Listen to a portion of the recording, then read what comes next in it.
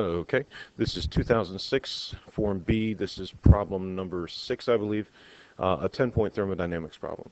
So what you are given is a PV diagram. It says a sample of ideal gas is taken through steps 1, 2, and 3 in a closed cycle as shown on the pressure P volume V diagram above so that the gas returns to its original state. Don't forget that's called reversible. The steps in the cycle are as possible. So for step 1, an isothermal expansion. An isothermal expansion occurs from A to B, and the volume of the gas doubles. And you can see all this, these 3 steps are written on the graph itself. They're just written out explicitly for you.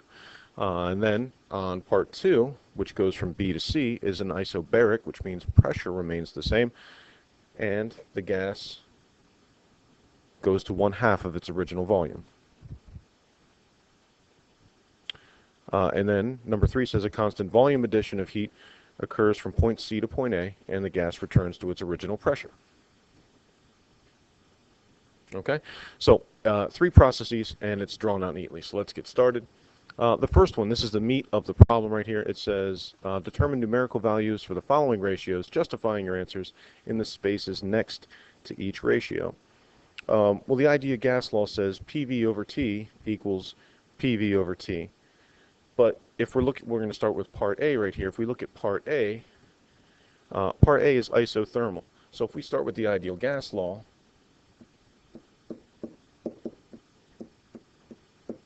since this is isothermal, this simply vanishes right here because the temperature doesn't change between point A and point B. Now all that means is, for this one, I've got the pressure B over pressure A is what I'm looking for. So if I do PA VA equals pressure at B times the volume at B, and then I just reference my graph, I can see the pressure at point A, which is up here, and I can see all the other information I need. So if you're looking at this, you're looking to get pressure at B over pressure at A, so I'm just going to solve it out, and I'm going to get VA, that's definitely not VA, VA over VB is equal to pressure of B over pressure at A, and that's just a simple ratio, and then you just plug it in. If you look at the pressure, I'm sorry, the volume at point A, the volume at point A is just V. If you look at the volume at point B, it's 2V. Well, if you plug in 1V over 2V, you end up with just 1/2. And that's what your answer is. For the next one, it asks for the pressure, the ratio between the pressure at C and the pressure at A. Well, if you look at your graph, I'm going to use a different color here, the pressure at C and the pressure at A are the same. So A and C, I'm sorry, the volume at A and C, the pressure at B and the pressure at C are exactly the same. Well, if the pressure at B and the pressure at C are exactly the same, what that means is that this and this are basically interchangeable in terms of pressure, which means this must also equal 1/2. Now, if you did not know that, you could go through this step again, and you would end up with the same answer. The next one, part 3, asks for the temperature at B compared to the temperature at A. So now we're looking at the temperature at point B as compared to the temperature at point A.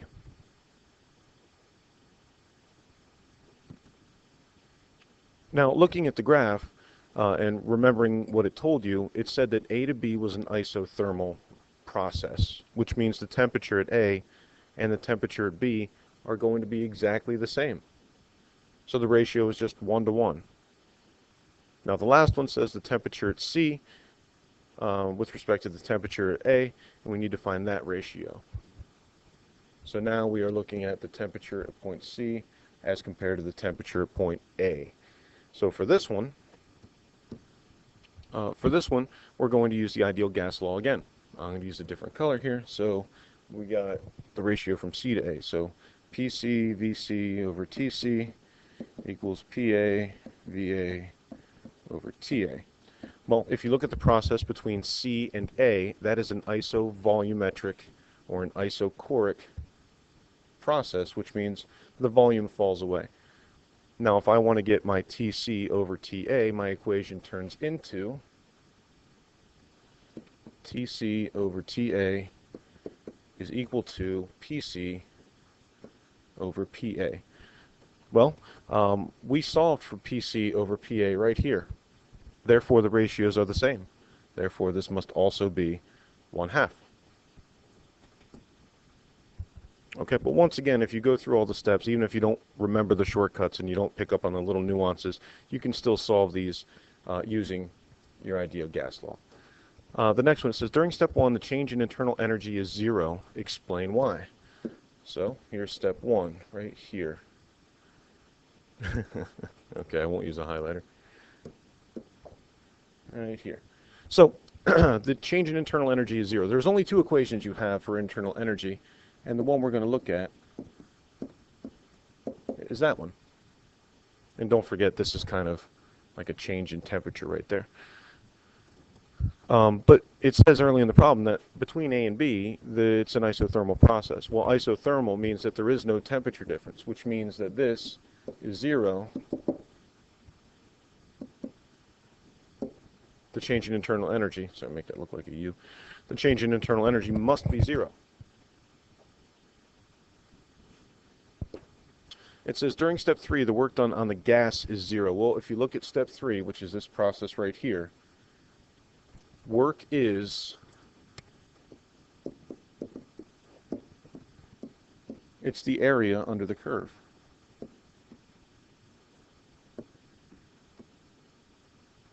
Well, there is no area under this curve. You could also use the equation, and because there is no change in volume,